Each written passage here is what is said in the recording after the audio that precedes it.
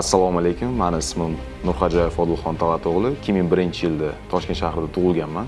2017-yil Toshkent shahar Muhandislar universiteti qoshidagi temir yo'l litseyini bitirdim. 2019-yil Moskva shahridagi Nitu Misis Ekotech yo'nalishida bitirib, hozirgi paytda aksiyadorlik jamiyati temir yo'l Kargoda raqamlashtirish bo'limida ishlayapman.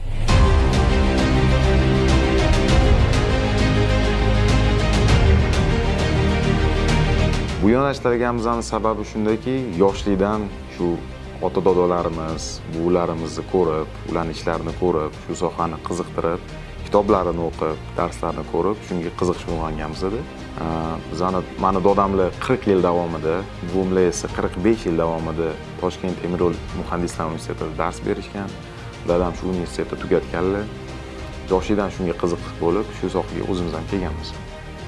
Bizning ishdagi eng mas'uliyatli joyi bu bizga direktor tomonidan qo'yilgan vazifalar deb bilaman. Bu individual vazifalar, bizga qo'yilgan zadachalar. Buning uchun bizga vaqt ajratiladi, kerak bo'lsa yordam ajratiladi. Biz shuni ustida ishlab, bunga yechim topishimiz bizning bo'ynimizda. Biz raqamlashtirish boshqarmasi bo'lganimiz sababli bizda juda katta mas'uliyat bor. Bizning asosiy maqsadlarimiz bu qog'ozda hamma bor informatsiyani raqamlashtirib berish, uni kompyuterga solish va ishni yengillashtirib berish. Masalan olganda, A nuqtadan chiqib ketgan gruzovoy poyezdni B nuqtaga borishi, uni ko'rib turish, unga baho berish va hisobotini berish bizning maqsadimizda. Mening tasavvurimda inson qachon o'zini baxtli deb biladi? Qachonki qalbida, yuragida, oilasida, ota-onasini baxti, sog'-salomat bo'lsa. Shu borada men o'zimni baxtli deb inson deb bilaman, chunki oilam tinch, ota-onam sog'-salomat, ishim joyida. Men o'zimni baxtli inson deb bilaman.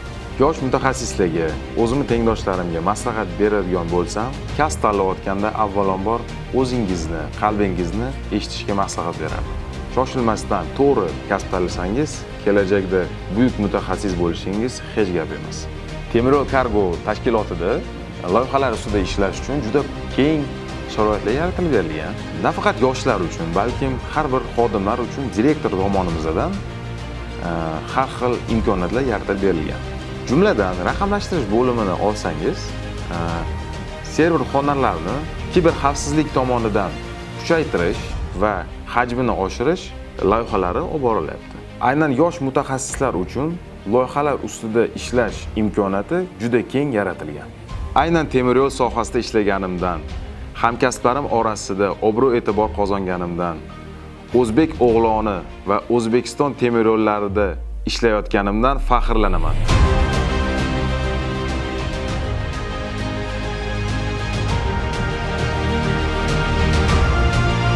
Mening kasbim, mening faxrim.